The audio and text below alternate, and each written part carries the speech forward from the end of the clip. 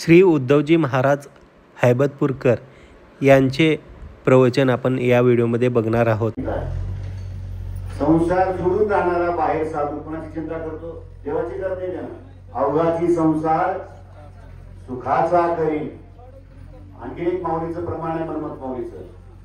सुखे संसारासी कुठे घाली? सुखे मठात घाली नाही. सुखे मठात घाली नाही. कांबळे महाराजांना म्हणा रोज म्हणता का नाही? का म्हणता? पहिला सुरू काय? सुखे संसारासी घाली. तर भक्तीने घाली? अजिबात नाही. आम्हाला आधी का पाहिजे?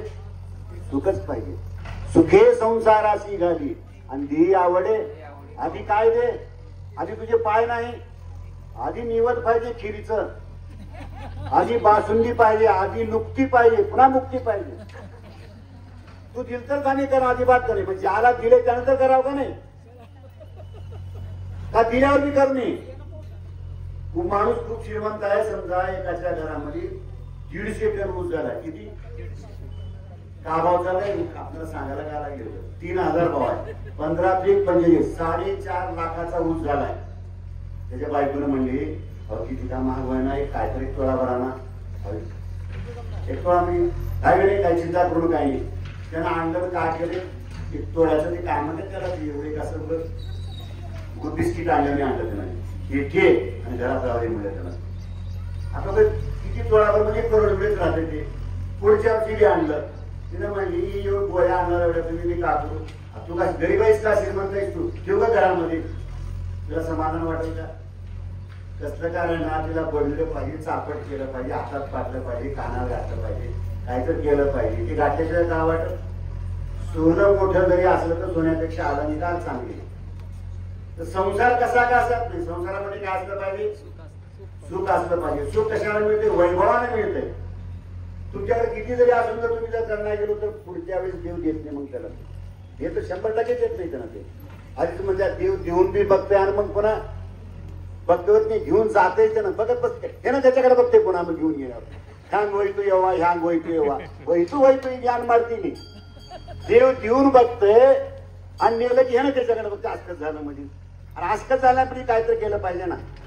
आणि म्हणून ज्यांच्याकडे आहे त्यांनी दिलं पाहिजे. अतिशय चांगल्या प्रकारे आपल्याकडे आता 2 अतिथी आपण बोलवले होते. आमचे कारखाने गुरुजी आहेत. उद्याही आणखीन संतोष महाराज, गणेश महाराज येत राहतील.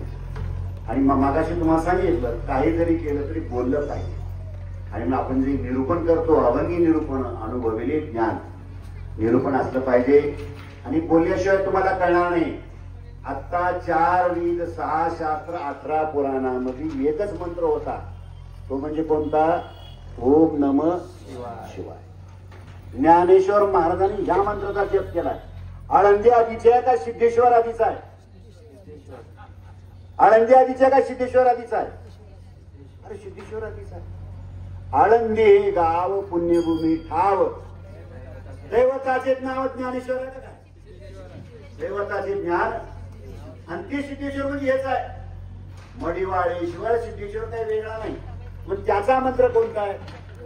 ओम नमः शिवाय. छत्रपती शिवाजी महाराजांनी काय म्हणलं? ओम नमः शिवाय.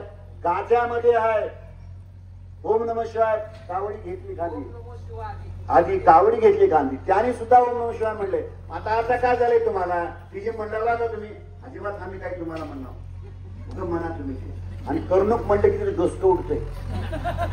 कुणाच करणार आहे? तुमचं तोवाचं म्हणायचं. हे कुणी जे काही करत असेल करणूक म्हणल्या का उठते? आधी डोसकं उठतंय. आणि डोसकं निघाल्यावर काळवी राहणार माणसं. दारू पिणाऱ्याचे माणसं हात तेच राहतात. त्याचा आधी काय सरकत आहे?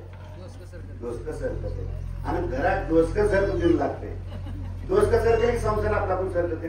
टीव्ही सरकत आहे, ताट सरकत आहे, बातम्या कशा दोंडा घालते, काही करते माणूस. त्यानं सरकलं की काही नीट राहत नाही. डायनिंग टेबल नीट राहत नाही, ओली चटणी नीट राहत नाही, बासुंदी राहते, काहीच राहत नाही. आम्ही पुष्कळ सांगला आमच्या नवशा महादेवाला ते काही म्हणतो त्यांना ते काय करणार. धोंड्याचा महिना कवायचे माहितीये का? रोज यांना महिन्याला घेणार. केव्हा येते?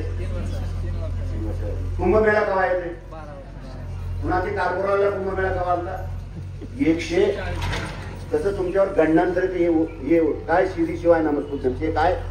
ते गंडांतर आपल्यावर. दंडांतर आहे. आता तुम्ही काय म्हणणार, नाहीच होते, नाहीच ते कुठे का असणार.